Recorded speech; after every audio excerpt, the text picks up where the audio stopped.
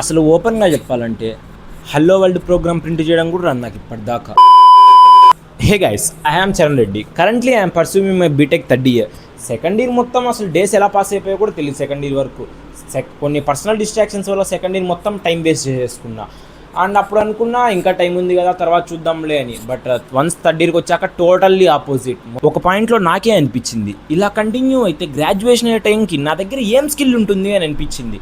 ఇంకా ఇలా అయితే కాదు, ఏదో ఒక డెసిషన్ తీసుకోవాలని అయితే ఫిక్స్ అయిపోయాయి. యాక్చువల్లీ ఇన్స్టా ఓపెన్ చేసి రీల్స్ ఒక హాఫ్ అన్ అవర్ అలా చూద్దాం అనుకుంటా. బట్ ఆ హాఫ్ అన్ అవర్ కాస్త హవర్స్ అయిపోతాయి. దీనికి తోడు లేజినెస్ ఒకటి. ఇంకా లేట్ చేయకూడదు, ఏదో ఒక మంచి డిసిషన్ తీసుకోవాలని అయితే నేను ఫిక్స్ అయిపోయా. అందుకే ఈ 30 days సిరీస్. బట్ 30 daysలో నా లైఫ్ చేంజ్ అయిపోతుందని నేనైతే అస్సలు చెప్పను.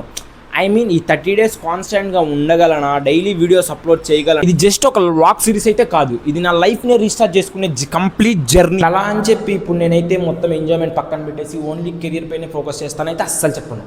ఎంజాయ్ చేస్తా, సినిమాస్కి వెళ్తా, మూవీస్ తిరగతా, మొత్తం అన్నీ చేస్తా. ఎందుకంటే వన్స్ ఈ బీటెక్ లైఫ్ పోతే మళ్ళీ తిరిగి రాదు. సో ఈ బీటెక్ లైఫ్ ఉన్నప్పుడే ఎంజాయ్ చేయాలి.